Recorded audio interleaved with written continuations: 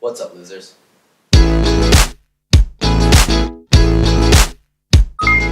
Ever seen one of these scooters on the streets of Santa Monica and just wondered, why? It seems like there's a new one every week. Jump, lift, lime, bird, skip, scoot, skirt, and all the other ones you've seen. All of these scooters are the most recent incarnations of a category we call micromobility. Micromobility is an alternative to classic transportation options like trains and cars. They're lightweight, low capacity, and low energy. There's a ton of current transportation options, but they all have issues. Buses and trains have preset paths, but when you're trying to get somewhere specific that's not on that path fast, it's tough. Ubers and cars are great to get somewhere fast, but they're expensive, clog the streets, and if you've ever been in LA traffic, you know you're not getting anywhere by 4 p.m. This is what we call the last mile problem. How do we get people to travel that last mile efficiently? This is where micromobility comes in to solve the problem. Today, we're going to be focusing mainly on Bird. It was one of the first entrants into the category, and it has one of the highest valuations, making it the market leader. They got their start around UCLA, and honestly, feels close to home. Plus, we stand. Micromobility will be one of the most important developments for civic infrastructure in the next few years. And the rise of scooter culture raises serious questions about their place in our modern society. In this video, we will be focusing on one of the biggest, Bird, and explain the ecosystem around these scooters. What are they? Who are they for? How they make money? And finally, what you as a consumer should look out for in the next couple of years. Micromobility has been around for a while. You see, scooters and bikes actually fit into that category. The problem comes with owning an actual bike or scooter. Maintenance is costly and hard. In dense urban environments, parking is a premium and hard to come by. I first encountered this trend in 2017 when I was living in Seattle with Lime bikes. While I was living up there, I just saw a ton of bikes everywhere that anybody could grab, and I honestly fell in love. It was great to be able to just grab something and unlock it immediately and leave it wherever I wanted. I biked all over Pike's Place, up to the Ferris wheel. Heck, I even biked home once, which really hurt my thighs. Fast forward to 2019, where we see an explosion of what people usually think about when they hear micromobility. Electric scooters. Bird started operating electric scooters near the Santa Monica office in September of 2017. I distinctly remember waking up one day, walking outside, and seeing a flock of Bird scooters outside of my apartment. The rest has been history. Everything from lawsuits to permits to homeowners associations just trying to deal with the multitude of electric scooters crowding the streets. It's important to remember that these scooters are aimed at people that don't own their transportation, those without a car or a bicycle. This is why it's generally geared towards denser, more urban populations, where owning a car is harder to have. Now for the real question, how does Bird make money? Why do I put this? Holy shit!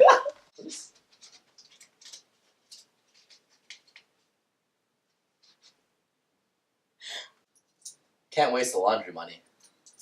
These scooters seem outrageously cheap. With $1 to start and 15 cents per minute, where's the profit in $1.35? Bird uses two models to make their money: high initial rate pricing and economy pricing. First, high initial rate pricing. Bird starts the trip with the most expensive part, the $1 at the beginning. The reason is they're betting that most people will be taking shorter trips, so they can make back more money on that high initial rate, while the 15 cents per minute covers the energy costs. This is a pretty common strategy in rate-based schemes. What this should tell you is that if there's a high initial price, like Bird, the company is betting that you won't be using it for long. If there isn't a high initial price, like Netflix, the company wants you to use it for longer. So quick trips that have a high barrier of entry, but at the end of the day, they're not really that expensive.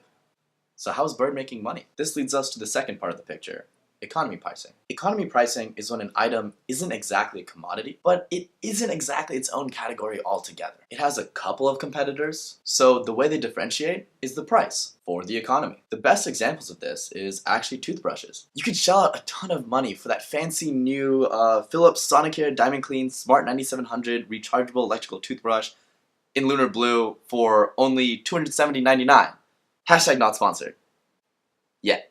Or you could walk to the nearest Walgreens and pick one up for less than $1. Functionally, there might be some improvements with a better toothbrush, but when you're stuck in a hotel room in Vegas and you have nothing else but your finger, buck sounds good to me. The goal here is to sell more units because the money is made back on volume. That means if it's possible to drop even a cent on every toothbrush they sell, Colgate will do it. It's all about moving product for them. They're basically the Pablo Escobar of the plastic bristle wand market. For Bird, the quick trips translate into more freely available birds. The more people taking trips on birds on any given day gives them the highest returns. More birds means more people ride them, which means more money for them. Now multiply this by the thousands of birds that are lining the streets everywhere, and you can see how they make back their investment by sheer scale. That being said, I don't think that they're profit generating yet. They may be revenue generating, but they're surviving off of existing venture capital to fund their company. This insanity will be the subject of a future video soon, I swear, but that's a story for another time. Well, a lot of you might have seen that there's a ton of videos all over the internet of people just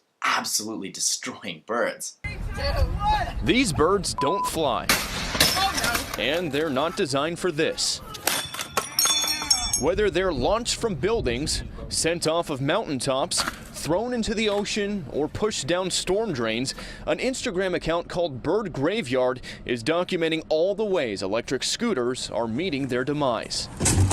While that destruction might seem problematic, it's actually not that bad for the company. Let's run through some numbers real quick. One of these scooters, when they first debuted, was on Alibaba for about $250. Let's estimate and say that the average ride time of a scooter is 4 minutes. This gives us $1.60 revenue for every ride. Taking 250 divided by 1.6, we see that we need 157 rides per scooter to make back the investment. That's 625 minutes of ride time, or 10.5 hours in the entirety lifetime of a Bird scooter. So in less than 11 hours of ride time, Bird has already made back their investment and continue to generate revenue after that. But what makes Bird so special?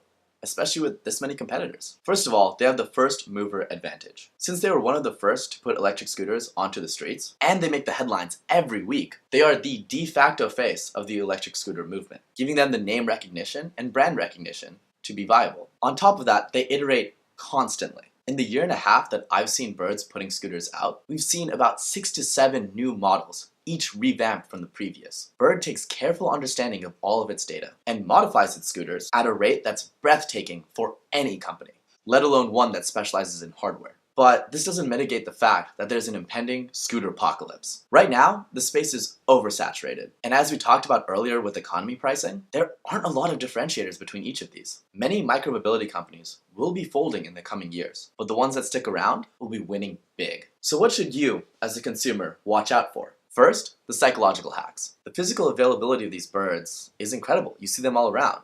But sometimes you're spending money for the hell of it when you could have just walked. The app asks you to store money. And with a minimum of $5 to the average $20 investment, it is cheaper for Bird, so they don't have to do as many credit card transactions. But remember, that money is in that account already, and you can't get it back. This investment also forces you into their ecosystem, because you can't use that money on any other platform. Looking into the future, let's say one of these scooters goes away. That's actually not that big of a problem, because you can delete the app off your phone anytime. Just be careful about putting the money into the app itself. Scooters will be big in big cities, but most likely will not find a lot of traction in the smaller and middle-sized towns of America. Overall, the scooter ecosystem for consumers is pretty safe and non-predatory. I'd suggest taking advantage of the low prices now. Large entrants like Bird, Lyft, and Uber are all driving the price down astronomically. But as more and more competitors start to leave in the future, the price will start to come back up. This is what we call a predatory pricing scheme. And no, I'm not talking about Thursday nights at SAE. By offering free-to-unlock rides, Uber and Lyft are using their heavy capital positions to be loss leaders, hoping to drive other scooter competitors out of the space. In conclusion, micromobility will have huge impacts on civic infrastructure. Love them or hate them, they will be a mainstay of public transportation. Take advantage of these low prices now before they start increasing the next couple of years, and make sure to wear a helmet. Alright guys, that's all I got for you today. If you like that kind of content, make sure to subscribe to my channels to see more. Like this video, and comment down below to let me know what you think about scooters. Have a supercharged day!